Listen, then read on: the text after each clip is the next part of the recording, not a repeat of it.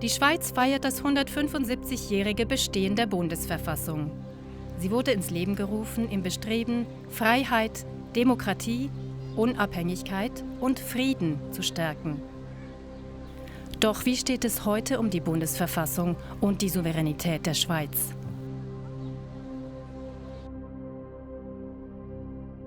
Die Bundesverfassung beruht auf der Geschichte, auf der Aufklärung, der Idee der Freiheit, die im 18. Jahrhundert sehr aktuell geworden ist. Und das hat die Schweiz so übernommen und 1848 mit dieser Bundesverfassung eigentlich umzusetzen versucht. Also es soll politische und persönliche Freiheit der Menschen ermöglichen.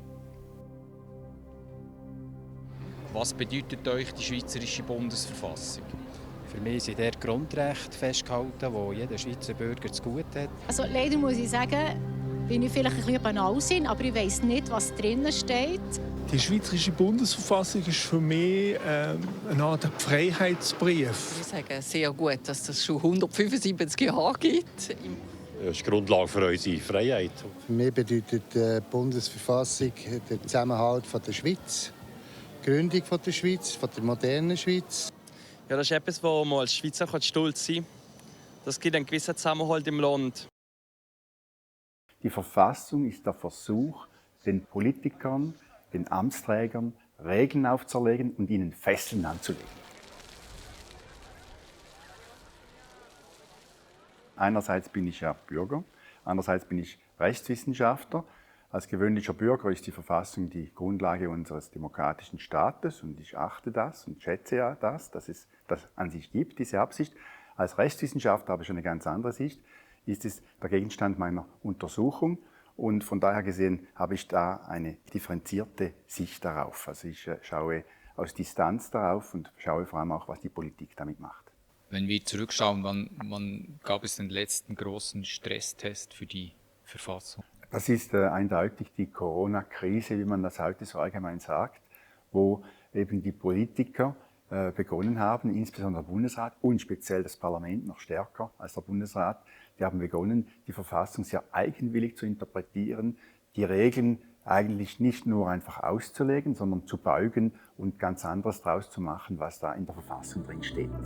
Der Bundesrat hat heute entschieden, die Situation als außerordentliche Lage zu erklären.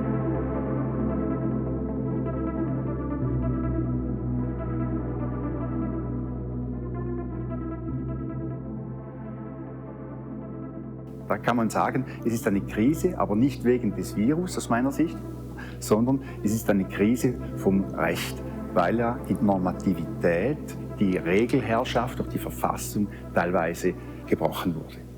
Bei uns in der Schweiz war es zuerst, dass in Italien und dann Österreich dieses Virus aufgetaucht ist. Und dann war zuerst die große Frage, ja, wird das jetzt ganz breit und ganz groß? Es war schwierig, diese Geschehnisse einzuordnen. Gibt es wirklich eine gefährliche Krankheit? Die Frühlingssession hat begonnen. Ich erinnere mich zurück, als meine Nationalratskollegin Magdalena Martullo mit einer Maske in den Ratssaal gekommen ist. Die erste Woche wurde sie quasi vom Saal rausgeschickt und alle haben irgendwie gedacht, was da in sie gefahren sei.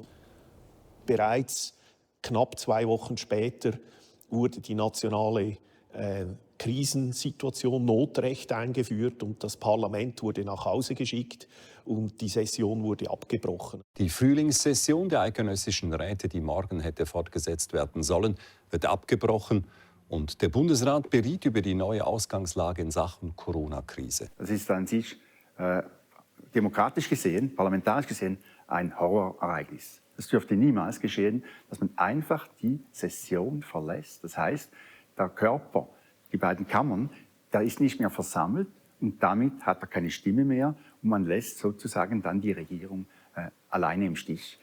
Ja, stimmt überhaupt nicht. Oder? Es ist mitnichten so, dass man da von Bord gegangen ist oder wie das da bezeichnet wird. Das war damals aus epidemiologischen Überlegungen, ob es schlau ist, 246 Nasen in mehr oder weniger schlecht gelüfteten Räumen noch länger zusammen zu beschäftigen. Wenn man das weitergemacht hätte und größte Teile wären dann ausgefallen, hätte es das Gegenteil geheißen. Wie blöd sind die, dass die entgegen allen Regeln, die damals außerhalb des Bundeshauses gegolten haben, immer noch tagen.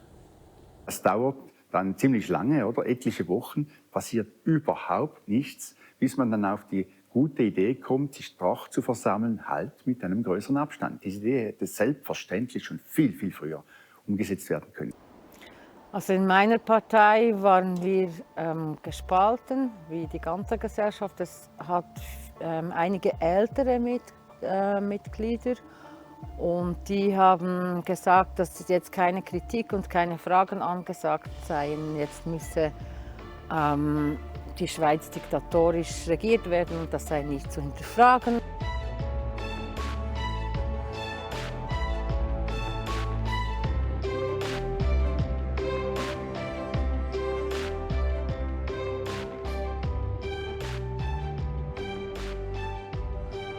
Die Schweizer Bevölkerung war mit noch nie dagewesenen Maßnahmen und Einschränkungen konfrontiert.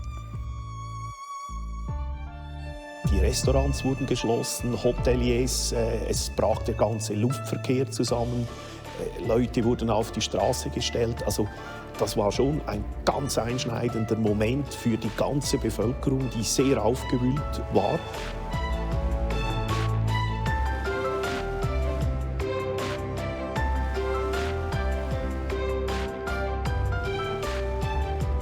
Ich habe enorm viele Zuschriften erhalten von Bürgerinnen und Bürgern, auch von Unternehmen, von Gewerbetreibenden. Ich erinnere mich zurück an einen Gärtnereibetrieb, der vor Ostern 2020 gezwungen wurde, das war quasi die Hälfte seines Jahresumsatzes, er musste seine ganze Ernte und musste alles vernichten. Er kam unter Tränen zu mir.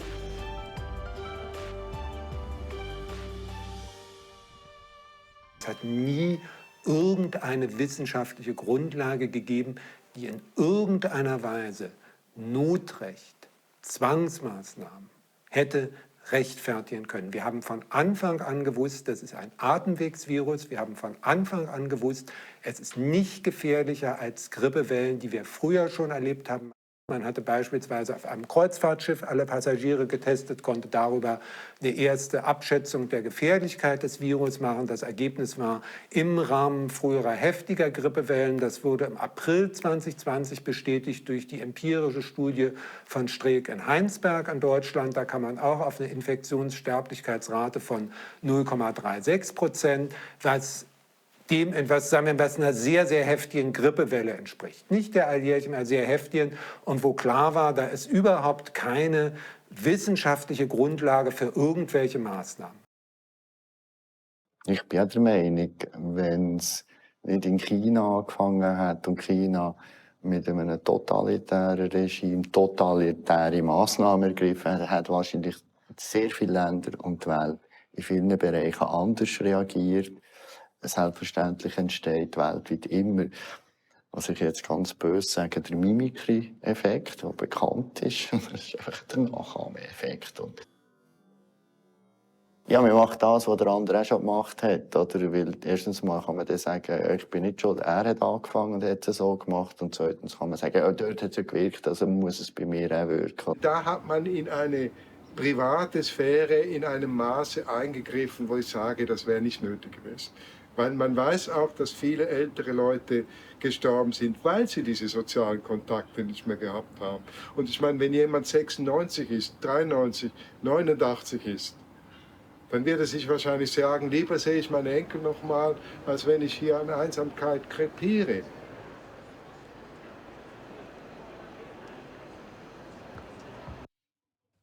Die Masken sind sicher überbewertet. Es gab dieses ausgezeichnete WHO-Paper 2019, das die gesamte vorhandene Evidenz untersucht hat und zum Schluss kam, Masken ist kein allgemein wirksames Mittel. Wenn man die Fallzahlen anschaut in der Schweiz, da gibt es vom Tagesanzeiger eine schöne Grafik. Mit der ganzen Einführung der Maskenpflicht hat sich einfach gar nichts an diesen Zahlen verändert. Das sind alles diese Fragen, die man kritisch hätte anschauen müssen.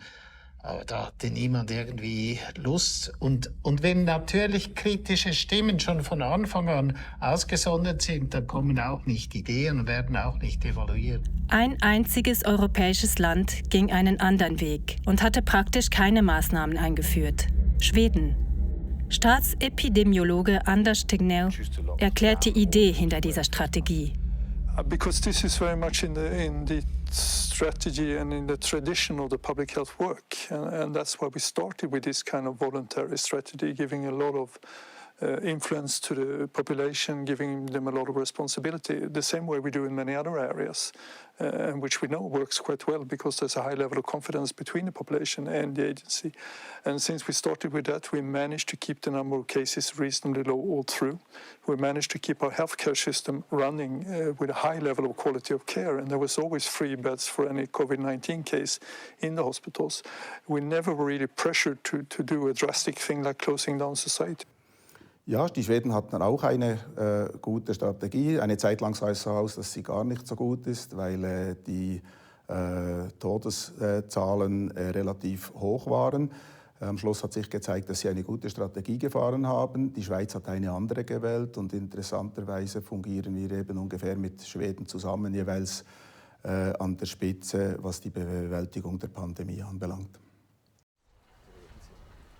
Ständerat Daniel Josic hat sich bei der 3. Abstimmung zum Covid-Gesetz für das Gesetz und die Maßnahmen stark gemacht. Wenn wir das gemacht hätten, was Sie hätten machen vor 3 Jahren, dann wären wir wahrscheinlich jetzt noch die Hälfte der Bevölkerung und wären immer noch in einer Pandemie. Da frage ich mich, worauf stützen Sie diese Aussage?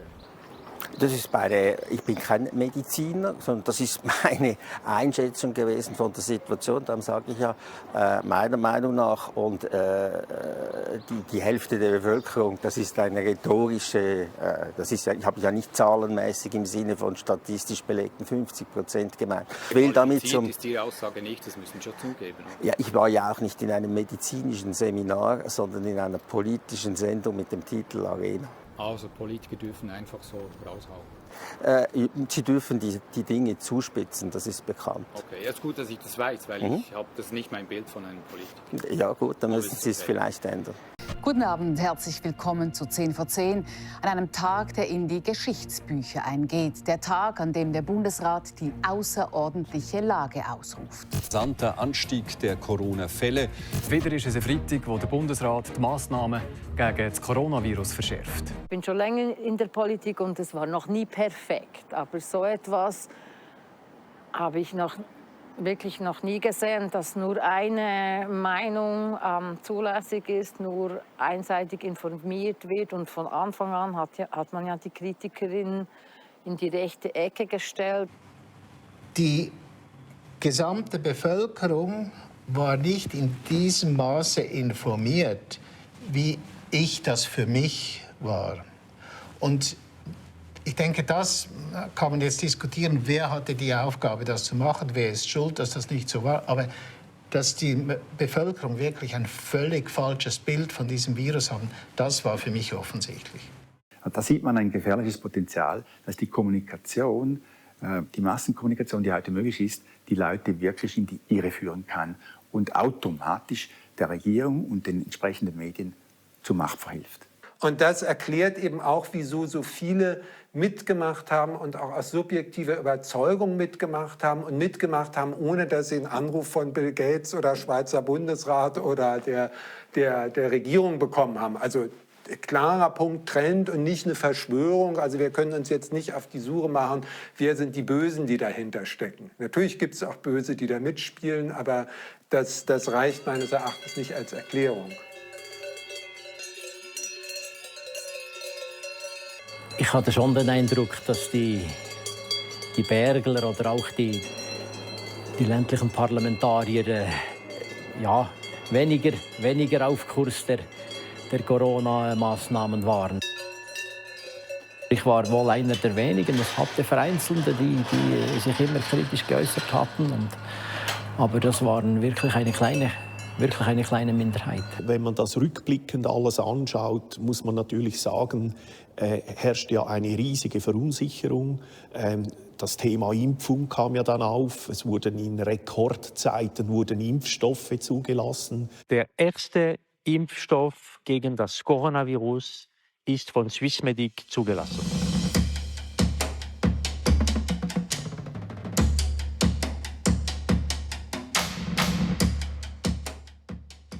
Es gab eine Medienkonferenz, da sind der CEO von Moderna, CEO von Pfizer und 2 Bundesräte vorne auf dem Podium. Auf der gleichen Ebene sitzen wie die Bundesräte. Haben Sie das nicht gestört? Sie müssen eigentlich als SP-Politiker sagen müssen. Nein, warum? Nein, wo liegt da das Problem? Es ist sicher unüblich und es wäre ja eigentlich so, wie wenn der Bundesrat neue Lokomotiven beschafft oder neue Kampfjets und dann die Zulieferer sitzen auch noch vorne in der ersten Reihe. Das ist sicher unüblich und ich nehme auch nicht an, dass die das heute noch mal so machen würden. Wenn der CEO von BP und Esso hier sitzen würde und macht mit dem Bundesrat eine Produktepräsentation für ihre Treibstoffe, würde Sie das auch nicht stören? Doch, aber es ging hier um die Überwindung von einer Pandemie und nicht um die Vermarktung eines Produktes. Vor einem Jahr, zu Ausbruch der Pandemie, war es noch nicht vorstellbar, dass wir innerhalb von einem Jahr einen Impfstoff gegen das Coronavirus zur Verfügung haben. Der Impfstoff ist wirksam, sicher. Er wurde ebenso streng geprüft wie jeder andere Impfstoff. Kurze Zeit bevor Bundesrat Alain Berset dieses Statement machte, erschien die 9. Auflage des Deutschen Standardwerkes für Infektiologie. Dort drin steht über die mRNA-Impftechnologie das Folgende. Im Tiermodell sind mit DNA-RNA-Vakzinen unter anderem Schutz gegen Grippe, Hepatitis B und Tollwut erzielt worden. Trotz dieser Erfolge im Experimentalmodell bleiben zahlreiche Fragen zur Sicherheit und Effektivität im Menschen dieser neuen Impfstoffgeneration zu klären.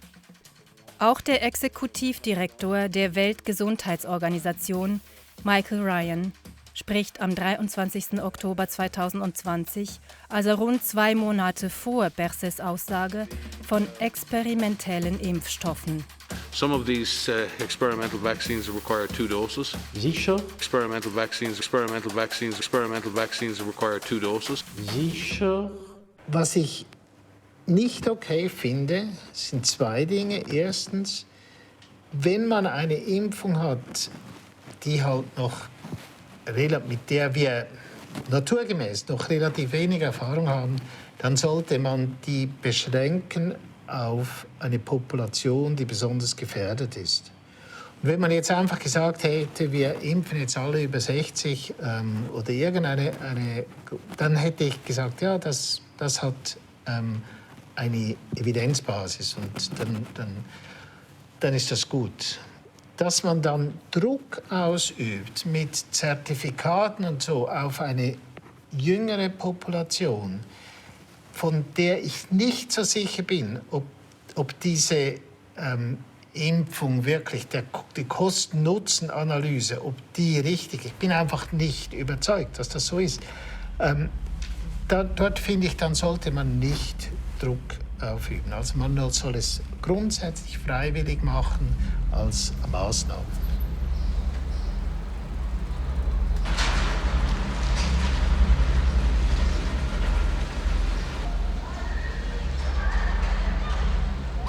Es darf niemand wegen einer nicht durchgeführten Covid-19-Impfung diskriminiert werden. Wenn mittels dieses Zertifikates Menschen ausgegrenzt und ausgeschlossen werden sollen, ist das ein Novum in unserer Schweizer Geschichte und unseres Staates unwürdig. Das ist ja wie eine Strafuntersuchung von den Folgen her, oder? Ich kann ja mit dem Zertifikat die Öffentlichkeit ja gar nicht mehr besuchen, oder nur noch begrenzt, oder? Das müsste man alles gesetzlich regeln, das würde 300-400 Artikel brauchen, oder? Für jede Branche alles. Das hat man nicht gemacht, sondern nur die Ermächtigung, der Bundesrat solle das machen. Also es wird hier versucht, Rechtsstaatlichkeit herzustellen, aber es ist eben nur eine Theateraufführung. Wirkliche Rechtsstaatlichkeit bedeutet, dass das Parlament diese Dinge selber diskutiert. Am 3. August 2021 hat die Verantwortliche des BAG an einer Pressekonferenz gesagt, das Risiko der Übertragung ist bei geimpften infizierten Personen gleich groß wie bei ungeimpften infizierten Personen. Also für mein Dafürhalten hätte damals eigentlich die Zertifikatspflicht als Maßnahme fallen müssen. Wie sehen Sie das? Nein, bin ich nicht dieser Ansicht. Es gibt einen Unterschied zwischen geimpften und nicht geimpften Personen. Das ist ja nur ein Aspekt. Es gibt ein Prinzip. Gleiches ist gleich und Ungleiches ungleich zu behandeln. Geimpfte und Ungeimpfte sind in einer Pandemie nicht das Gleiche. Der Tatbestand stimmt, was Sie da gesagt hatten. Von mir aus gesehen stimmt das. Ich bin nicht Arzt, aber das hat man überall so gelesen. Selbst die Impfstoffhersteller haben das bestätigt. Hätte man sofort aufhören müssen damit, augenblicklich. Es ist ja nicht wirksam. Professor Beck von der Uni Luzern hat aufgrund von den Auswertungen aus der Schweiz, Deutschland und Holland ein negatives Risiko-Nutzen-Profil der Impfung für junge Menschen errechnet. Also ich habe das hier ausgedruckt. Wie beurteilen Sie das? Also ich finde, die Einführung der Zertifikatspflicht für junge Menschen aufgrund von dem fand ich nicht korrekt. Wenn Sie in einer Pandemie stehen und entscheiden müssen, dann haben Sie nicht alle Informationen, weil entscheiden bedeutet, oder führen bedeutet Entscheidungen treffen, wenn nicht alle Informationen vorhanden sind, weil sonst können Sie ein Computerprogramm fragen. Aber es war ja von Anfang an klar, dass junge Leute mit diesem Virus kein Problem haben. Das war ja da. Das sagen Sie jetzt. Doch, ich habe hier vom vertraulichen Schreiben, ich sage Ihnen noch einmal. 15. März. Ich sage Ihnen noch da schreibt das EDI an den Bundesrat. Das Risiko eines schweren Krankheitsverlaufs bei älteren Personen und Personen mit bestehenden Grunderkrankungen wird als hoch eingeschätzt. Aber jetzt kommt's. Für die übrigen Bevölkerungsgruppen besteht ein moderates Risiko. Also, ich kann Ihnen sagen, das Impfen noch machen, so voll mit Nein, ich stelle nur die Frage. Sie haben gesagt, man weiß nicht. Kannst du das filmen? Nein, das filmen Sie nicht. Doch. Also. Aber weshalb gehen Sie jetzt weg? Ich stelle Ihnen nur die Frage. Sie sagen, man hat nicht gewusst. Ich habe Ihnen die Frage beantwortet und damit beenden wir das Interview. Also Sie haben noch andere Fragen. Dass in der Schweiz überhaupt ein Covid-Zertifikat eingeführt wurde, ist maßgeblich einem einzelnen Nationalrat zu verdanken, Lorenz Hess. Durch seinen Vorstoß im Parlament wurde die Verwendung des Zertifikats auch im Inland gut geheißen, obwohl zuvor die Sozialkommission des Nationalrates dagegen war. Sie haben dann auch in 20 Minuten gesagt, dass wir wegen den Ungeimpften in einer neuen Welle sind. Also aufgrund von welchen Daten haben Sie sich zu dieser Aussage durchgerungen? Das würde mich noch interessieren.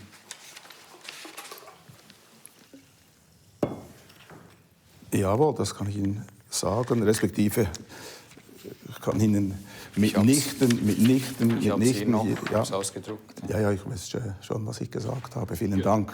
Und auf der anderen Seite werde ich Ihnen mitnichten aus diesen Jahren sämtliche Quellen nennen können, die wir hier täglich sozusagen als Pflichtstoff konsumiert haben. Die Aussage ist relativ einfach. Ich denke, wenn viele kranke, infizierte Leute im Raum oder in Räumen sind, dann ist es ganz klar, dass die Chance für eine Ansteckung für andere Leute größer wird und dass sich eine Krankheit ausbreitet. Das ist bei der Grippe so, das ist bei vielen Krankheiten so. Und auf der anderen Seite, wenn wir genügend Geimpfte und damit nicht Erkrankte haben, ist die Chance kleiner, dass sich die Epidemie ausbreitet. Das ist relativ einfach. Ich habe an diesem Tag, wo Sie diese Aussage gemacht haben, habe ich jetzt geschaut, wie denn das Verhältnis der Ungeimpften zu den Geimpften in den Intensivstationen ist. Und da habe ich gefunden, dass wir dieses Verhältnis haben. 51 sind ungeimpft, 34 geimpft und 15 sind unbekannt, das wissen wir nicht. Das Verhältnis ist mitnichten 90:10 und trotzdem sprechen Sie von der Welle der Ungeimpften. Wissen Sie, dass wir hier ein völlig schräges Setting betreiben im Moment so in diesem Gespräch. Sie reichen mir jetzt an? Nein, das ist jetzt mal kurz eine Zwischenbemerkung. Ich finde es nicht uninteressant, hier so ein bisschen ein Verhör über die Covid-Zeit zu machen. Vielleicht verwechseln Sie mich mit dem Bundesamt für Gesundheit oder mit dem zuständigen Gesundheitsminister. Ich bin mitnichten zuständig für irgendwelche dieser Maßnahmen. Ich glaube, das ist eine sehr schöne Ausgangssituation und natürlich bedeutet das, dass wir jetzt uns der nächsten Herausforderung stellen müssen, dass wir diesen Impfstoff liefern, verteilen und dann an die Schweizer Bevölkerung verabreichen. Auch das werden wir, denke ich, nur in Zusammenarbeit schaffen und gemeinsam schaffen. Ich sage es immer so wie beim Fußball. Wenn man am Schluss das Spiel gewinnt, dann hat man es richtig gemacht. Und insofern hat der Bundesrat das Spiel gewonnen und deshalb sind auch die Maßnahmen richtig gewesen.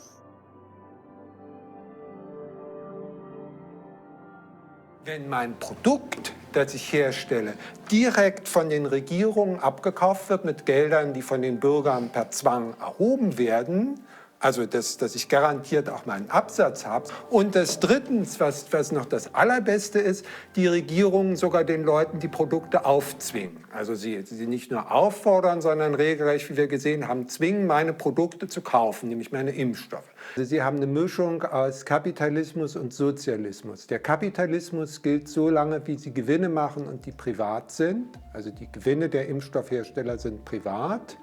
Und in dem Moment, wo Risiken auftreten können oder Haftungen und so weiter, gilt nicht mehr der Kapitalismus, sondern die werden auf die Allgemeinheit abgewälzt. Also wir haben da die schlechteste aller Welten. Die Allgemeinheit hat nicht den Nutzen, also die Gewinne sind privat.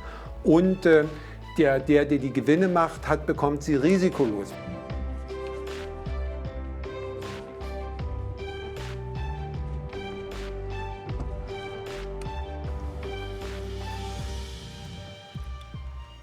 Nationalrat Franz Grütter ist auch Präsident der Außenpolitischen Kommission des Nationalrats und somit an internationalen Abkommen und Verträgen besonders interessiert. Was sagt Ihnen Gavi?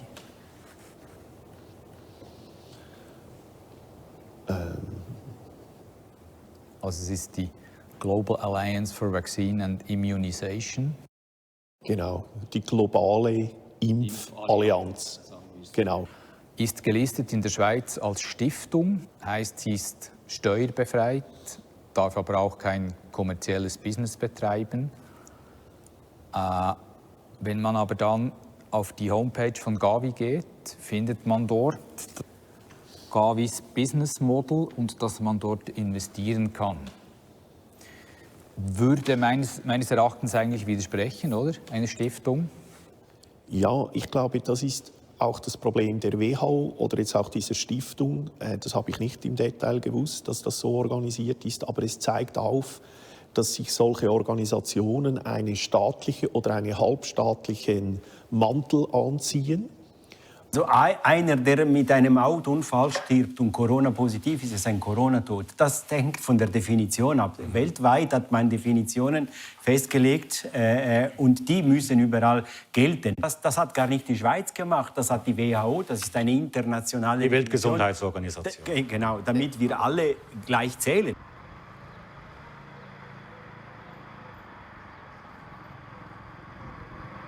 Die WHO hat nicht nur Schlechtes getan, sie hat sich aber jetzt in den letzten Jahren massiv verändert.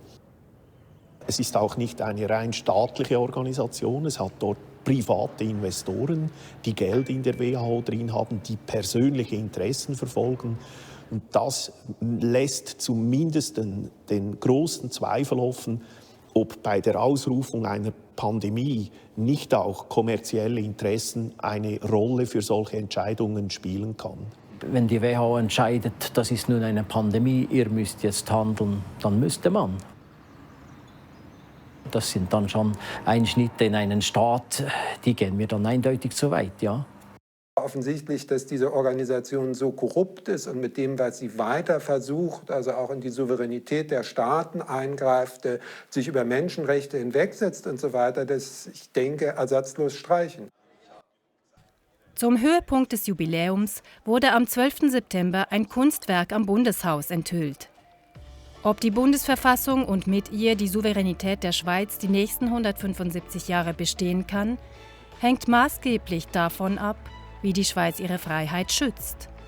Zitat aus der Bundesverfassung: Gewiss, dass frei nur ist, wer seine Freiheit gebraucht.